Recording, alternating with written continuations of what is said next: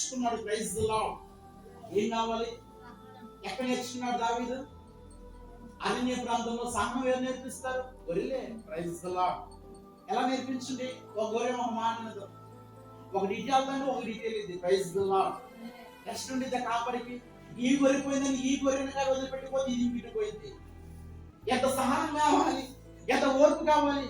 ఇంకో గొర్రె వెనకబడుతూ ఉండిద్ది, ఇంకో గొర్రె అన్ని సమృద్ధిలో ఉండి అన్ని ఉండి కూడా ఒక గొర్రె మందిలోకి రాదు.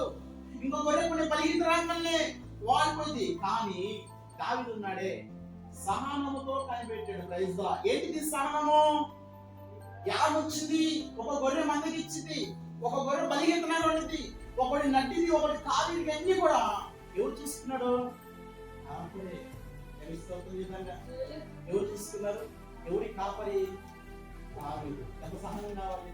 ఇప్పుడు అరణ్య పాములు దేవరాయ రక్తం పాలు దిగింది, అదే అక్కడ తెలుసుకోవాలి, కట్టులు అట్టాలి, తెలుసుకో మెల్లగా తీసుకొని వెళ్ళాలి. ఎందుకు అక్కడ వదిలేస్తాడా? తెలుసుకోవచ్చు విధంగా సహనం కావాలి. ప్రియులు, మన మధ్యలో ఉన్నటువంటి చెంతు ఫైజ్లా హల్లెలూయా. ఎందుకు చెప్పారంటే ప్రార్థన 30 రోజులు ఉన్నాడు. Praise the Lord. ఎన్ని రోజులు? 30 రోజులు ఏం నేర్చుకున్నాడు? తెలుసుకోతుంది. అర్థమవుతుందా? హల్లెలూయా. ఏం నేర్చుకున్నాడు? సహనం అంటే ఎలా తెలుసా? ఆ వ్యక్తి గురించి ప్రార్థన చేసేటప్పుడు దానికి జవాబు రావాలి. ఎందుకు వచ్చాడు ప్రభు, ఏ బలింతను పట్టించాడు, ఏది కారణము, అసలు తన జీవిత పరమాన్ని తెలుసు అని ప్రార్థన చేయాలి. ఆ సమాధానం ఎప్పుడు వచ్చిందో తెలియదు. అప్పుడు దాకా ఏం చేయాలి? సహనంతో ఆ బిడ్డను మందలిస్తూ తనకు వచ్చిన బలింతను చెప్పినప్పుడు ఫలానికి ఫలాని వాక్యం నువ్వు చదువయ్యా, అది మెషిన్ లాగా నీకు పనిచేసింది. సహనం మన జీవితం లేకపోతే కోల్పోతాము. అలా 30 రోజులు అతన్ని సహనముతో ప్రార్థన చేసి తెలుసుకోవచ్చు విధంగా. ఫస్ట్ వారానికి సమాధానం, అందుకనే ఇంటికి వెళ్ళమన్నా. 2వ వారం ప్రార్థన చేసినా కూడా సమాధానం వల్ల, అందుకే ఇంటికి వెళ్ళమన్నా. 3వ వారం కూడా ప్రార్థన చేస్తున్నాం, అయినా సమాధానం. ఇప్పుడు ఏం చేయాలా? తెలుసుకోవచ్చు కదా. వచ్చి మమ్మల్ని నమ్మొచ్చు కదా, ఏం చెప్పాలా? ఎవరు మాట్లాడతామో ఏంటి? 3 వారాలు అవుతున్నప్పుడు ఏంటంటే ట్రైనింగ్. అది తెలుసుకోవచ్చు కదండి. ఆంగ్ల పెద్ద మిత్రులు చెప్పి ఫలాలు ట్రైనింగ్, అనుభవం నేర్చుకోవాలి. తెలుసుకోవచ్చు కదండి. ఎందుకని నేను చేసిన పాపాన్ని బట్టే కదా ఇస్తామా ఈ శోధన. దేవుడు నన్ను ఈ సన్నిధి నిలబెట్టాడంటే నా వల్ల ఏదో ప్రైజ్ ఉంటేనే కదా. ఈ గ్రామంలో ప్రాంతం 100 మంది నుండి కూడా ఎవరిని కూడా పక్కన పెట్టని చేర్చుకున్నాడు కదా. నాలో ఏదో పని ఉందని సహనముతో కనిపెట్టి ప్రార్థించారు. లాస్ట్ గా 4వ వారం వచ్చింది. ఎవరి ఏ తేదీని వచ్చాడో ఆ తేదీనే దేవుడు పంపించాడు. 16 రోజులు. ఈ నెలలోనే 16 తారీఖు వచ్చింది. Praise the lord.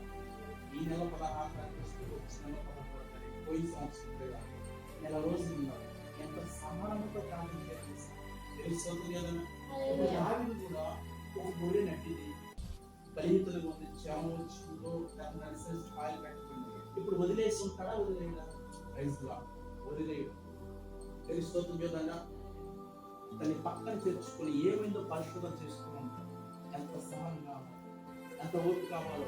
ఒక వ్యక్తి ప్రార్థనకు వచ్చాడంటే ఎంత సహనం, ఎంత ఓపిక కావాలో తెలుసా? తెలుసుకోవచ్చు విధంగా. 3 వారాలు కలిసినటువంటి సమాధానం లేకపోతే మమ్మల్ని నమ్మొచ్చినటువంటి ఏం చెప్పాలి? తెలుసుకోవచ్చు విధంగా. ఎందుకు ఇలా సహనం అంటే మనలో పరీక్ష, అనుభవాలు ఎదుగుతాడు. తెలుసుకోవచ్చు విధంగా. ఎందుకు అనుభవాలు ఎదుగుతాడంటే మళ్ళా మనం తప్పిపోకూడదని, మళ్ళా దేవుడు విడిచిపెట్టకూడదని, దేవుని ముందు అతుక్కోవాలని. ఇలా మళ్ళా నేను పాపం చేస్తే మళ్ళీ తాను ఎన్ని సంవత్సరాలు పట్టిద్దో అని దేవుడు ముందుగానే ఆ దావీదు ఆ రోజున గొర్రె కాసి సహనముతో మేము కూడా ఏం చేశాం? సహనముతో కనిపెట్టాలి. Praise the Lord. మనం కూడా ఏం చేయాలి? సహనాన్ని వహించాలి. ఎంతవరకు అని మనం జ్ఞాపకం చేసుకున్నట్లయితే యాకోబు పత్రిక చదవమ్మా, చదవండి. యాకోబు పత్రిక ఇక్కడ మనకు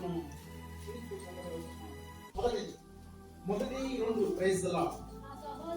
నా సహోదరులారా, మీ విశ్వాసముకు కలుగు పరీక్ష ఓర్పును పుట్టించునని ఎరిగి మీరు నానా విధములైన శోధనలో పడకున్నట్లు అది మహా ఆనందమని తెలుసుకోండి. ఏం చెప్తున్నాడు? తెలుసుకోవద్దని చెప్పాలా? శ్రమ వచ్చినప్పుడు మహా ఆనందమని ఎంచుకున్నది. Praise the lord. హల్లెలూయా. ఏంటంటే సహనాన్ని కోల్పోయి కావాలి. అదే సహోదరులకు విశ్వాసం కలుగు పరీక్ష ఓర్పును పుట్టించును. పరీక్షలో ఉన్నాడు ఇప్పుడు దావీదు.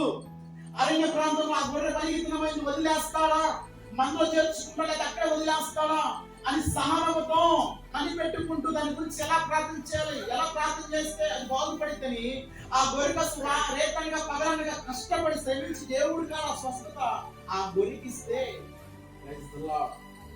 ఆ గొర్రె అందులో ప్రాణం మళ్ళీ ఇష్టపడత తెలుసుకుంటుంది కదా. హల్లెలూయా. అందులో ప్రాణం మళ్ళీ ఇష్టపడట్లా తెలుసుకోవద్దని చెప్పాలా. సహనముతో కలిగేటువంటి పరీక్ష మన జీవితంలో కూడా శోధించబడుతున్నామేమో, బాధపడుతున్నామేమో అని మహా ఆనందాన్ని తెలుసుకోవాలి.